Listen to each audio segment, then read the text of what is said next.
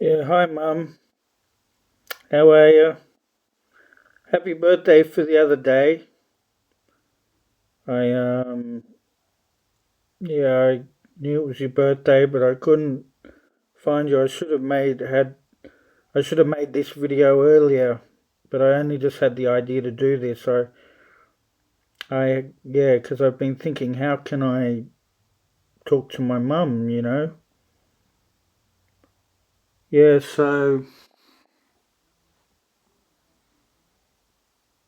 sorry, I don't know how to get out whatever it is that I need to sort of get out here, because I guess I'm feeling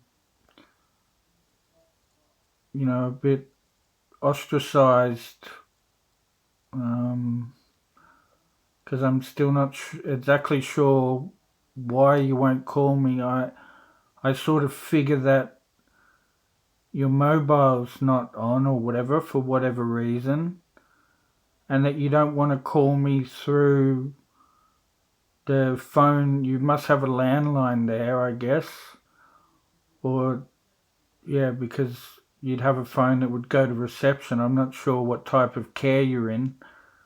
um, Whether you're in your own self-contained thing or you've got help, like in a nursing home bit. I'm not sure, but what was I saying?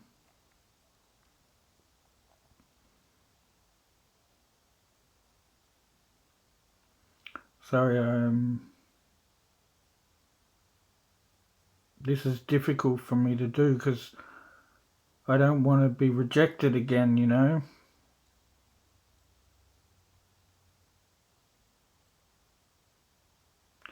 Emma and Emma and Rose are coming to. Um, they're probably coming. I have to find out, but I think they're coming in July, August. So did I guess you want to see Emma? Yeah, Mum, don't you? Well, it's not even a question. Yeah, I know you do, and I think she should see you too. But I remember um, Tara said something to you for me about what about Emma? How are you going to see Emma? And then I think you said something to the effect back to Tara of, yeah, well, I'm not sure how that's going to work out. So I'm thinking, what is that? Is that, have you got this idea that I can never know where you live or I'm never to come and see you again or something? Sorry if my thinking here is not um, in the ballpark of, but I'm not sure what to think. I'm just out here all alone, basically. Um, Lynette, thank you, Lynette. You might be watching this, but thank you for giving me your email too. The communication level there was great. You just said your two bits to me that, oh, Mum loves you, but she, but you don't answer the phone, and you're rude to her, and that's all I got from you. So it's like, is that all you think of me? That's just what I do. I mean,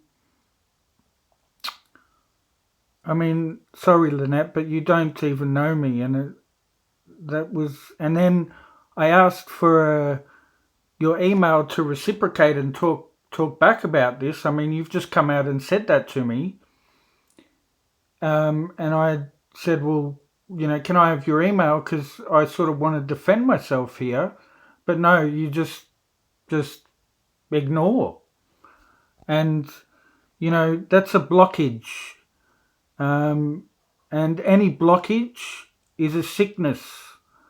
Um, whether it's the knot in a muscle that needs to be kneaded out so that the blood can flow through it properly again and it's unblocked.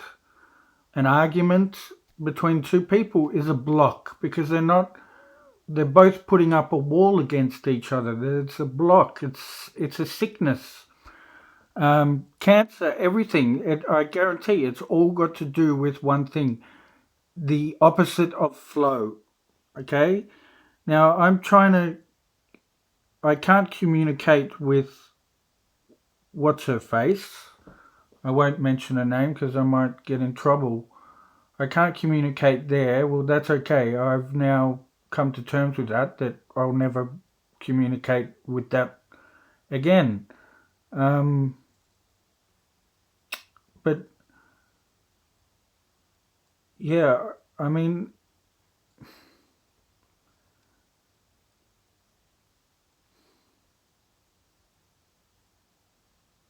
I never want tension, or I don't think I will ever turn anyone away, like totally.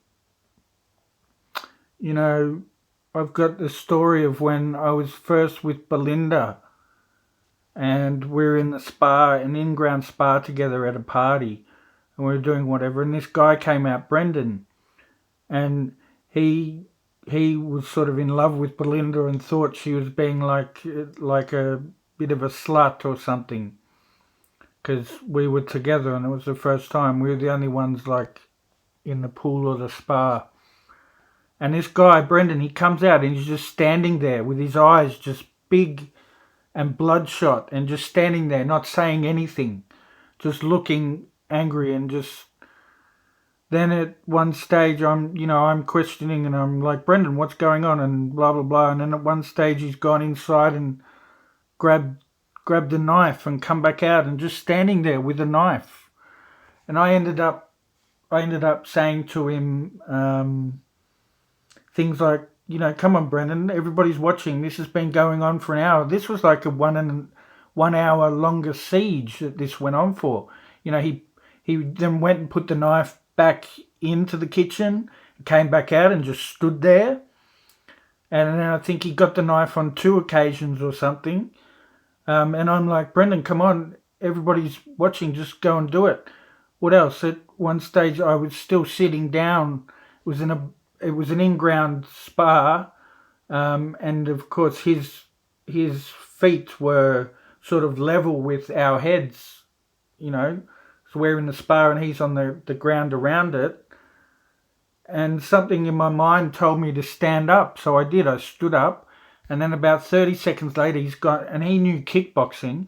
He'd had a shit life. His dad used to beat him up, and he was half homeless, and he just was, he thought he was in love with Belinda, and anyway, he snapped, and he went to kick me, and I blocked it, and so it was lucky I stood up. There's something inside of me said, "Stand up, Warwick."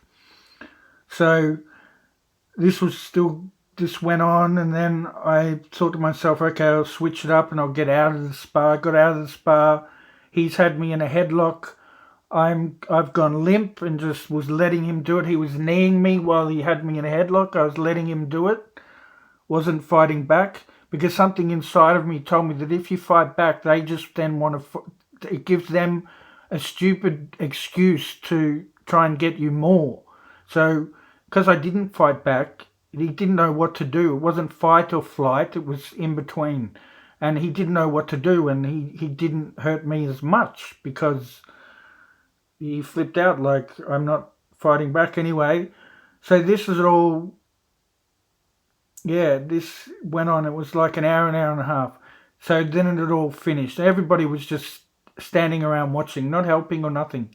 As you people will always sort of do, you don't really care about anything outside of your own zones. But and then when anything's a little bit different, oh no.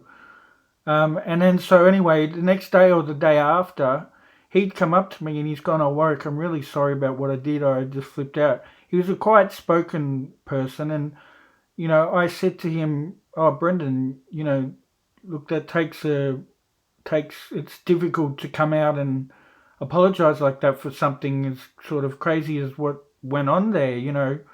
Um, Apology accepted. It's water under the bridge. That's fine. I didn't want to.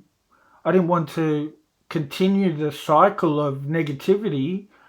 Um, I wanted to forgive and have that move on so that things could be clear. And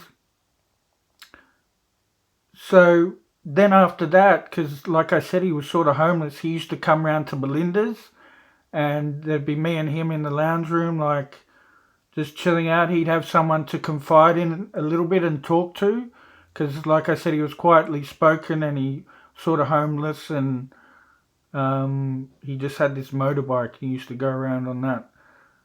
And yeah, this is when what I was 17, Glinda was 16. He was about 17 or something too.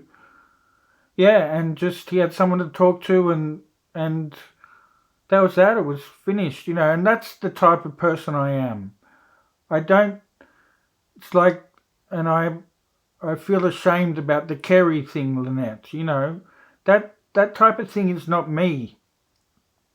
That's that was part of my illness. I get things in my head and they just come out and I say them and they're just ridiculous.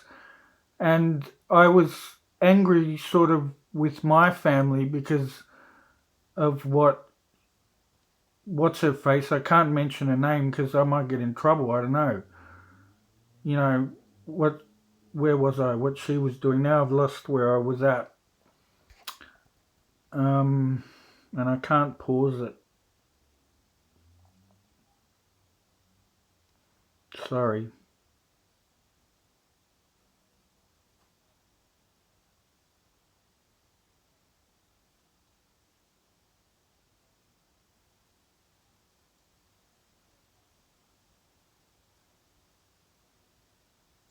I can't remember.